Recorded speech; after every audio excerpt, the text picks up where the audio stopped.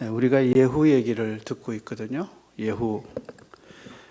예후가 왕이 될 거라고 엘리사가 예언하죠. 그래서 엘리사가 자기 종을 보내서 예후의 머리에 기름을 붓고 예후가 왕이 됩니다.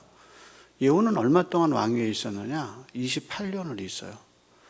여러분, 28년 동안 왕위에 있었다는 것은 굉장히 긴 왕의 통치 기간인데, 저자는 이상하게도 예후가 왕이 돼서 무엇을 했다는 얘기는 안 해요. 9장에서 10장이 예후 얘기인데, 예후가 28년 동안 어떤 일을 했느냐, 국가의 정책에 혹은 백성을 위해서 무슨 일을 했다, 그런 기록이 하나도 없어요. 무슨 기록만 있냐? 저자의 관점은 예후가 왕이 된 다음에 어떤 일을 했느냐가 관점이 아니라 예후가 왕이 되기 위해서 어떤 일을 했느냐, 그거에 관점이 있어요. 그래서 예후는 왕이 되는 과정에서 살인을 많이 해요. 그 살인의 이야기가 이제 9장에서 10장에 예후가 했던 학살의 이야기가 기록되어 있습니다. 그래서 예후는 왕이 되기까지 모두 7번 집단적 학살을 해요. 그러면서 오늘 본문은 예후가 자기를 섬겼던 요람이라는 왕을 죽이는 장면을 우리에게 보여주죠. 요람을 어떻게 죽였냐? 아주 이제 그 죽이는 장면이 나와요. 그래서 이제 요람을 시작으로 해서 아하시야를 죽이고요. 이제 그 다음에 이제 그 아합의 아들들을 이제 죽이는 장면이 이제 계속 앞으로 연결이 됩니다. 그래서 우리는 앞으로 7번의 살인 얘기를 이제 듣게 될 겁니다. 자, 오늘은 이야기가 둘로 나뉘어져요. 첫째는 14절에서 16절에 예후가 군대를 장악하는 이야기가 나와요. 그래서 그 장악한 군대를 가지고 14절에서 17절부터 26절은 이제 요람왕을 죽이러 가는 이야기가 이제 기록되어 있습니다. 먼저 14절에 16절에 보면 예후가 군대를 어떻게 장악했느냐 하는 것이 나오죠. 먼저 누가 부상을 당하죠? 요람왕이 부상당하죠. 길르앗 라못이라는 장소에서 요람왕이 하사엘과 싸우다가 부상을 당해요. 그 장면 한번 볼까요? 9장 14절이죠. 14절에 이렇게 얘기하죠. 이에 nim시의 손자 여호사밧의 아들 예후가 요람을 배반하였으니, 그리고 이제 요람이 곧 온 이스라엘과 더불어 아람 왕 하사엘과 맞서서 길르앗 라못을 지키다가 아람 왕 하사엘과 더불어 싸울 때 아람 사람에게 뭘 당했어요? 부상을 당해서 어디로 치료하러 가죠? 이스라엘로 가죠. 그러니까 예후가 보니까 이 요람 왕이 부상을 당했어요. 그래서 이스라엘로 치료를 가요. 그럼 군대를 누구한테 맡겼을까요? 그렇죠. 예후한테 맡겼죠. 예후를 그렇게 믿었은 거죠. 그래서 예후한테 군대를 맡겼는데 예후가 어떻게 했느냐? 그 군대를 자기가 통솔해버려요. 왜냐하면 예후에게 머리에 기름 부을 장면을 기억하세요? 그 예후에게 머리에 기름 부었을 때 예후의 동료들이 그러죠. 같은 장군들이 무슨 일로 저 미친 자가 왔느냐 그렇게 얘기하니까 여호와의 말씀에 예후를 왕으로 삼았다. 그러니까 그 동료들이 어떻게 했어요? 자기 옷을 벗고 뭐라 그랬어요? 예후가 왕이다. 그 말은 무슨 말이냐? 이제 반란의 음모가 이미 있었다는 거죠. 그러다가 요람 왕이 부상을 당해서 치료하러 이스라엘을 가니까 이제 예후의 집단들이 군대를 장악하죠. 뭐 우리나라 역사에서도 나오잖아요. 전방에 있어야 할 군인이 후방으로 군대를 빼자. 그게 이제 반란이죠. 그런 관점에서 예후는 요람의 빈 공간, 그 빈 지휘권 아래에서 이제 군대를 장악해요. 그러면서 뭐라고 그랬냐? 15절 한번 보세요. 어떻게 얘기했나? 그리고 15절에 뭐라고 그랬냐? 이렇게 해서 아람 왕 하사렐과 더불어 싸울 때 아람 사람에게 부상당을 치료하려 이스라엘로 돌아왔던 때라. 그다음 예후가 이제 한 말이 나옵니다. 예후가 이르되 너희 뜻에 합당하거든 한 사람이라도 이 성에서 도망하여 이스라엘에게 알리러 가지 못하게 하라 하니라 그랬어요. 그러니까 이스라엘로 가는 모든 정보를 차단해요. 그러니까 이제 이스라엘에 갔던 요람 왕은 길르앗 나몰에서의 정보를 하나도 듣지를 못해요. 왜냐하면 딱 차단해 버렸거든요. 그러니까 거기서 무슨 일이 있는지 길르앗 나못의 일을 전쟁에 거기 있는데 그 일을 요람이 보고를 받지 못해요. 그러니까 요람의 궁금증과 그리고 요람의 불안감이 점점 상승되죠. 보고가 와야 되는데 보고가 안 오는 거예요. 그러면서 이제 그 다음에 요람이 이제 사신들을 보내서 뭐라고 그러냐? 평안하냐 물어본 이유가 뭐냐? 이스라엘에서 소식이 안 오는 거예요. 그러다가 이제 보니까 이스라엘에서 군인이 오기 시작하는 거죠. 그 장면을 이제 우리가 보게 돼요. 그래서 14절에서 16절의 내용은 뭐냐? 예후가 어떻게 이 군대를 장악했느냐, 그리고 어떻게 반란을 꾀했느냐, 그것이 14절, 16절에 잘 기록되어 있다는 거죠.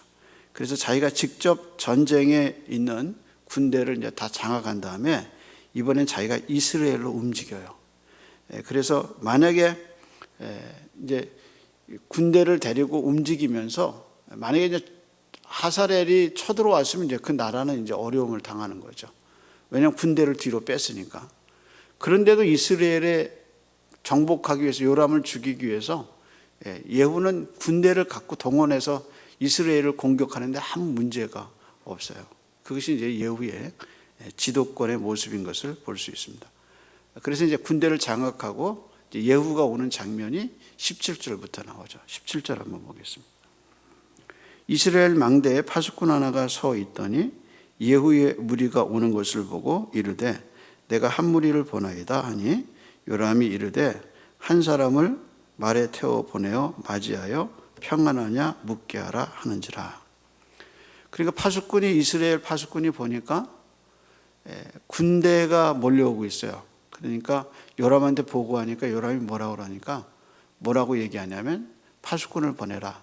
그래서 평안하냐 물어봐라. 그래서 몇 번 보내죠? 2번 보내요. 근데 보낼 때마다 뭐라고 그러냐면 예후가 이렇게 얘기하죠. 평안이 무슨 평안이냐? 내 뒤를 따라, 내 뒤에 서라 이렇게 얘기해요. 그 말은 무슨 말이냐? 이제 파수꾼이 누구 편이 됐다는 거예요? 예후 편이 된 거예요. 그렇죠. 가서 보니까 이 군대가 다 온 거예요. 거기 어떻게 그걸 말려요? 군대가 다 온 거예요. 평안하냐? 왕이 얘기합니다. 평안은 무슨 평안이냐? 너도 내 뒤에 따르라. 그리고 2번째 온 파수꾼에게도 뭐냐? 너 나를 따르라. 그래서 그 파수꾼들이 다 예후 편에 선 거예요. 그러니까 이제 안에서 기다리는 요람은 어떠냐? 불안한 거예요. 그래서 지금 이 저자의 초점은 뭐냐면 예후가 계속 불안한 거예요. 근데 그 예후에게 누가 찾아오죠? 누가 찾아와요? 부상당했다는 얘기를 듣고 유다의 왕 누가 찾아와요? 아하시아가 오죠. 몇 절에 나오죠? 16절에 나오죠. 한번 보겠습니다. 예후가 병거를 타고 이스라엘로 가니 요람 왕이 거기에 누워 있었습니다. 유다 왕 아하시아는 요람을 보러 어떻게 했어요? 내려왔다. 요람과 아하시아가 같이 있어요. 그래서 예후를 맞이하러 2 사람이 같이 가요. 몇 절인가? 한번 볼까요? 21절입니다. 요람이 이르되 메우라 하여 그의 병거를 메우냐. 메운다는 말이 뭐냐? 병거를 준비해라 그 뜻이에요. 그래서 예후가 이번엔 직접 병거를 준비하죠. 그 다음에 뭐라 그러냐면 이스라엘 왕 요람과 누가 같이 가요? 유다 왕 아하시아가 각각 그의 병거를 타고 예후를 맞을새 이스라엘 사람 나봇의 토지에서 만나매 그렇게 얘기했어요. 자, 여기서 우리는 예후가 파수꾼의 입에서 예후가 몰려오는 장면을 뭐라고 표현했는지 여러분, 그게 이 이야기 중에 키포인트 중에 하나예요. 파수꾼이 이렇게 보니까 무리가 오는데 예후가 뭡니다. 그러고 뭐라고 얘기하죠? 혹시 아세요? 몇 절이에요? 여러분 한번 보세요. 몇 절이에요? 예후가 말을 모는 걸 뭐라고 표현했어요? 20절에 보면 예후가 뭐라고 말을 몰았어요? 파수꾼이 또 전하여 이르되 그들에게까지 갔으나 돌아오지 아니하고 그 병거 모는 것이 님시의 손자 예후가 모는 것 같이, 그 한 말이 뭐예요? 미치게 모나이다. 여러분 잘 보셔야 돼요. 파수꾼이 보니까 예후가 평소에 몰던 그 말을 모는 군대를 지휘하는 그 습성이 있어요. 근데 보니까 뭐라 그러냐면, 왕이여 보니까 예후가 모는 것 같이 미치게 모나이다, 이렇게 얘기했어요. 근데 이 미친다는 단어가요, 구약 성경에 3번 나와요. 근데 뉘앙스가 어떠냐? 절대 긍정적이지 않아요. 예를 들어서요, 스가랴 12장에 4절에 이게 한번 나와요. 근데 그 스가랴 12장이 뭐냐면 이스라엘을 구원하시는 하나님의 섭리가 거기 들어가 있어요. 그래서 하나님이 이스라엘을 구원하시는 그 구원의 얘기 중에 이제 적들이 예루살렘 성을 공격해 올 때 하나님이 적군의 마병과 적병에 대해서 하나님이 하시겠다는 얘기가 이제 12장 4절에 나오는데 이렇게 기록되어 있어요. 여호와가 말하노라, 그날에 내가 말들을 쳐서 놀라게 하며 그 탄자를 쳐서 미치게 하되 유다 족속은 내가 돌보고 모든 민족의 말은 쳐서 눈을 멀게 하리라 그랬어요. 그러니까 예루살렘을 쳐들어오는 적군의 말을 어떻게 하겠냐? 말은 눈을 먹게 하고 그 말을 모는 사람은 어떻게 하겠다는 거예요? 미치게 하겠다 그렇게. 그러니까 큰 혼란이 일어나죠. 그래서 이 미치게 한다는 이 미친다는 말이 구약 성경의 본문을 포함해서 3번 기록됐는데 다 뉘앙스가 하나님이 쳐서라는 얘기가 같이 들어가 있어요. 그러니까 지금 님시의 아들 이 예후가 요람을 죽이기 위해서 오는 이 장면은 단순히 말을 모는 장면이기도 하지만 앞으로 예후가 어떤 왕이 될 것이라는 예후의 통치 방법을 알려줘요. 그러니까 예후가 앞으로 어떻게 통치하겠다는 거예요? 미친놈인 것처럼 통치하다, 그런 뜻이에요. 그래서 아주 중요한 예후의 통치 방식을 나타내는 아주 중요한 단어죠. 그래서 이거는 단순히 마차를 이런 방향으로 몬다는 뜻이 아니라 앞으로 그가 리더십을 행사할 때 어떤 방식으로 행사할 것인가가 숨겨져 있어요. 미친 듯이 몬다는 이 표현대로 예후의 리더십은 세우는 리더십이 아니라 죽이는 리더십이에요. 사람을 살리는 리더십이 아니라 무너뜨리는 리더십이에요. 그거를 파수꾼이 보고 뭐라고 얘기하냐? 그가 미친 듯이 말을 모나이다 라고 얘기하는 거예요. 미친다는 뜻이 뭐냐면 이리 가고 저리 가고 방향이 없이 막 왔다 갔다 해서 정신없이 모는 거예요. 그런 리더십을 누가 갖게 될 거냐? 바로 이 예후가 그런 리더십을 행할 거다 그랬어요. 그래서요, 이스라엘 역대 왕 중에 가장 많은 피를 흘린 사람이 누구냐? 예후예요. 그래서 이제 다음 장에 10장에 가면 사마리아 성에서 교육을 받고 있던 아합의 왕 아들 왕자 70명을 죽여요. 근데 죽이는데 어떻게 죽이느냐? 진짜 잔인하게 죽여요. 편지를 보내서 뭐라고 그러냐면 그 왕을 가르쳤던 선생들 보고 뭐라고 얘기하냐면 너희 70명의 왕 중에 똑똑한 사람을 왕으로 세워라. 그리고 너희는 성도 있고 군대도 있으니까 나를 좀 대적해봐라. 그렇게 하고 예후가 사람을 보내요. 그러니까 예후의 성격을 알고 있던 이 신하들이 대항을 못해요. 그때 뭐라고 얘기했냐면 너희가 그러면 대항하지 않으려면 왕자를 죽여서 그 머리를 나한테 보내라, 그렇게 얘기했어요. 그래서 어제까지 가르쳤던 그 아합의 70명의 자기 제자들을, 그러니까 그 왕자들을 선생들이 죽여요. 그래서 70명의 머리를 바구니에 담아가지고 그것을 이스라엘로 갖고 와요. 이스라엘을 갖고 와서 어떻게 했는지 아세요? 양쪽에 70개를 35개씩 쌓아놨어요. 그리고 백성들이 지나가면서 분노하니까 뭐라고 그러냐면, 누가 이런 일을 했는지 내가 정의를 바로 세우겠다. 그리고 사마리아에 가서 왕자를 죽인 사람, 그 선생들을, 신하들을 다시 다 죽여요. 그러니까 자기는 뭐예요? 손 안 대고 코 푼 거예요. 그렇잖아요. 자기 가서 70명 죽인 게 아니라 거기 있는 사람 보고 70명 죽여라 그러고, 자기는 정의를 새기겠다가, 아니 선생이 어떻게 애들을 죽여. 그리고 사마리아에 가서 그 아들들을 죽인 그 신하들과 스승들을 죽여요. 그러니까 자기는 손 안 대고 코 풀었죠. 그게 어떤 리더십이냐? 바로 이 예후의 리더십이에요. 그래서 예후는 참 잔인해요. 그 잔인한 방법으로 나라를 다스려요. 그걸 뭐라고 표현하느냐? 말모는 습관이 미친 자 같다, 그래요. 여러분, 참 나라가 리더가 참 중요한 거예요. 리더가. 나라의 지휘자들이 미친 듯이 나라를 몰면 백성이 힘들어요. 백성. 근데 예후의 리더십이 그런 거예요. 그래서 이제 그 다음에는 무슨 얘기가 있느냐? 이제 요람 왕이 죽는 이야기가 나와요. 요람 왕이 어떻게 죽나? 아주 저자는 요람이 살아날 수 없는 방법으로 죽어요. 자, 한번 죽는 방법을 한번 보죠. 21절 한번 봅니다. 예후는 예후가 왔을 때 요람은 예후가 자기를 죽일지 몰라요. 21절 한번 보겠습니다. 요람이 이르되 메우라 하여 그 병거를 메운지라. 이스라엘 왕 요람과 유다 왕 아하시아가 각각 그 병거를 타고 가서 예후를 맞을새 이스라엘 사람 나봇의 토지에서 만나매. 22절입니다.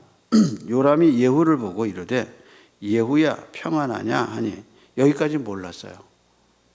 자기를 죽일 줄 몰랐어요. 그랬더니 대답이 아주 심각한 대답을 하죠. 네 어머니 이세벨의 음행과 술수가 이렇게 많으니 어찌 평안하랴 하더라. 요람이 곧 손을 돌이켜 도망하며 아하시아에게 이르되 아하시아여 반역이다 하니. 그 다음에 이제 여러분이 한번 읽어보세요. 시작.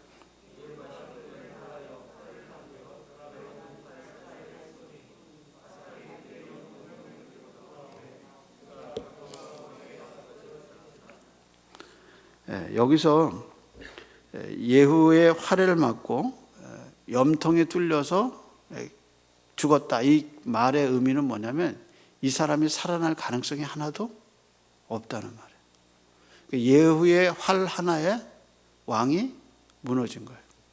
그러면서 뉘앙스가 뭐냐면 전혀 살 가능성이 없다는 거죠. 그러면 이 요람의 죽음에 대한 신학적 의미가 뭐냐? 그것이 이제 25절, 26절에 나와요. 이 장소가 일어난 곳은 이스라엘이에요. 근데 나중에 요람 왕이 죽어서 시신이 던져진 장소가 나와요.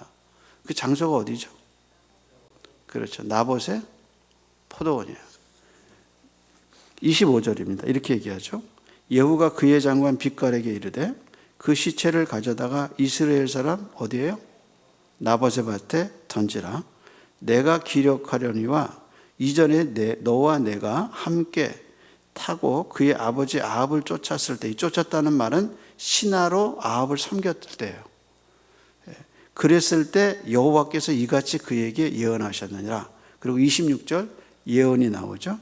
여호와께서 말씀하시기를 내가 어제 나봇의 피와 그 아들들의 피를 분명히 보았노라. 여호와께서 또 말씀하시기를 이 토지에서 내가 갚으리라 하였으니 그런즉 여호와의 말씀대로 그의 시체를 가져다가 이 밭에 던질지어다 하는지라 그랬어요. 그러니까 요람이 죽었을 때 그 시신을 예후가 기억한 거예요. 뭘 기억했냐?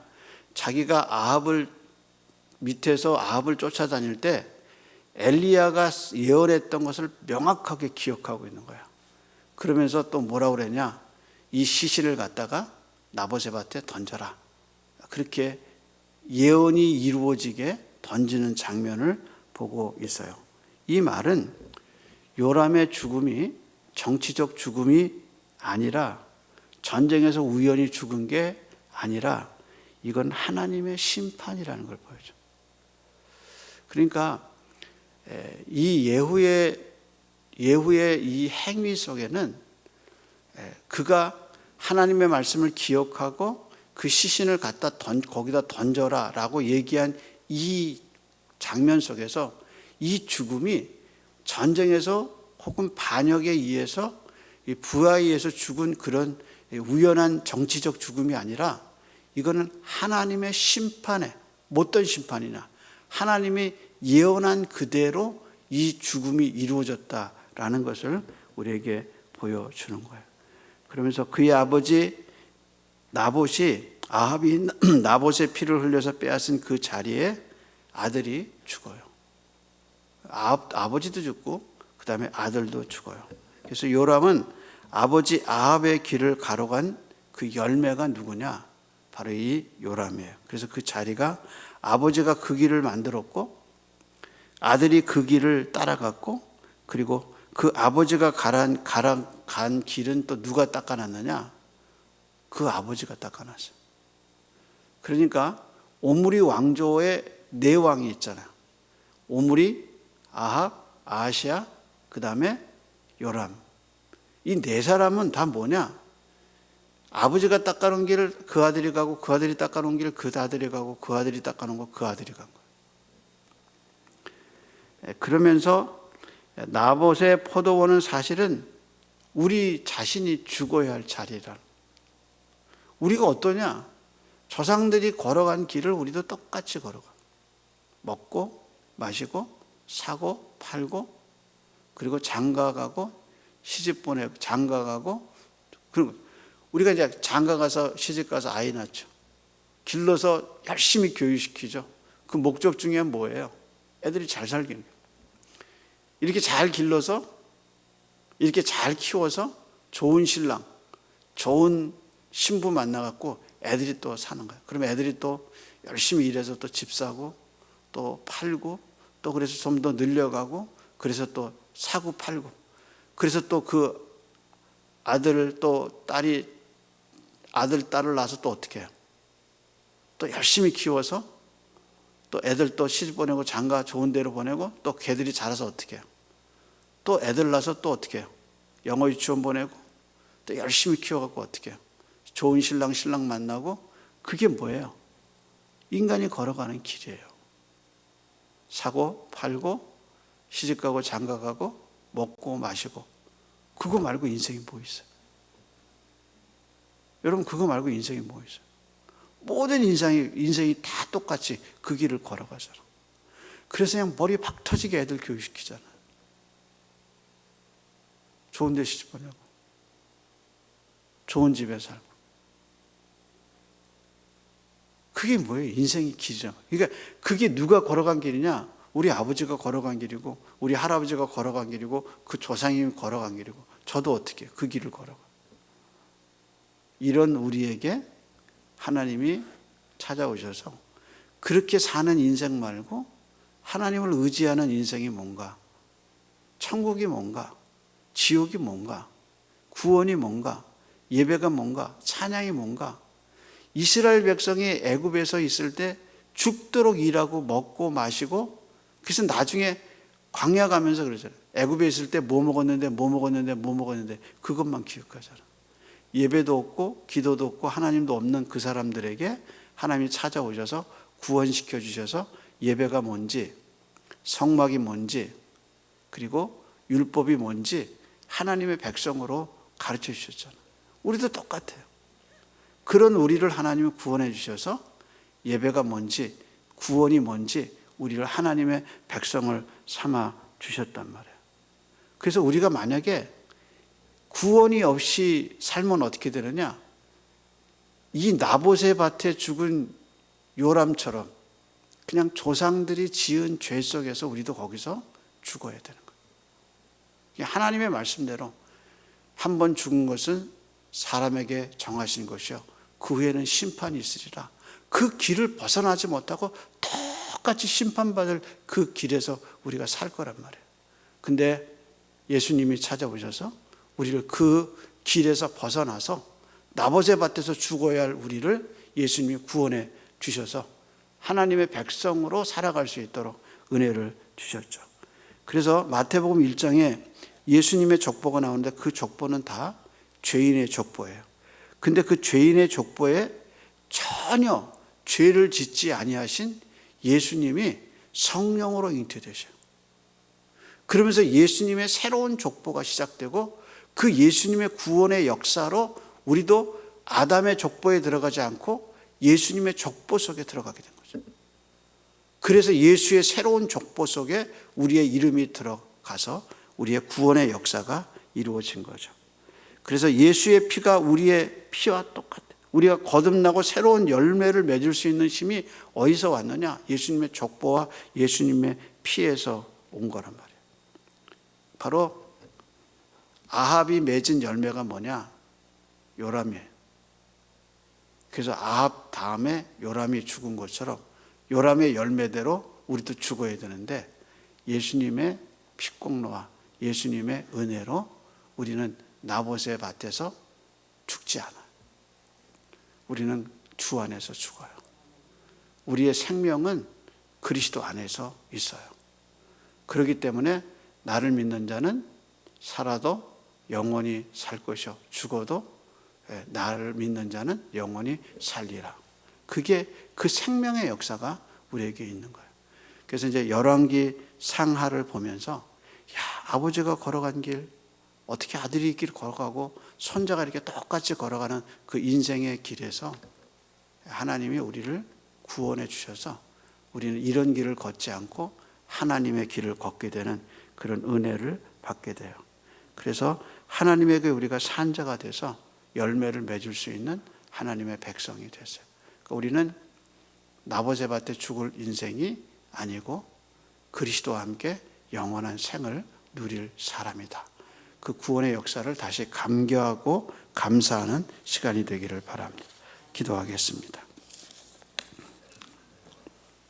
하나님, 왕이라도 배신당하고 왕이라도 죽고 배신하고 배신당하고 결국에 죽음에 이르는 인생들의 모습을 보면서 하나님이 우리 가운데 찾아오셔서 영생의 은혜를 입혀주시고 우리 가운데 찾아오셔서 하나님을 경배하고 경외하는 하나님의 구원받은 백성으로 삼아주신 것을 감사합니다. 하나님, 인생길을 걸어가면서 하나님의 이 구원 역사를 잃어버리지 않게 하시고 하나님이 우리를 구원하셔서 우리와 동행하시며 참 삶의 길이 무엇인가 말씀을 묵상하고 연구하며 말씀과 함께 살아갈 수 있는 새로운 길을 열어주셔서 감사합니다. 세속에 살지만 우리가 세상에 속하지 아니하고 우리가 죽음을 당하지만 죽는 자가 아니요 영생할 자라는 것을 알려주신 복음의 은혜 안에 오늘도 서 있게 하셔서 감사합니다. 오늘도 우리의 예배를 흠양하여 주시고 우리가 걸어가는 길이 하나님을 영화롭게 하는 길이 될 수 있도록 성령 하나님 인도해 주시옵소서. 이제는 우리의 부활의 주님이 되신 우리 주님 예수 그리스도의 은혜와 하나님 아버지의 크신 사랑하심과 성령님의 교통 충만케 하시는 역사가 오늘도 예배의 길에 서서 하나님의 음성을 듣고 삶의 방향을 정하며 믿음의 길을 걷기로 다짐하는 성도들의 심령 속에 이제로부터 영원토록 함께 있을지어다. 아멘.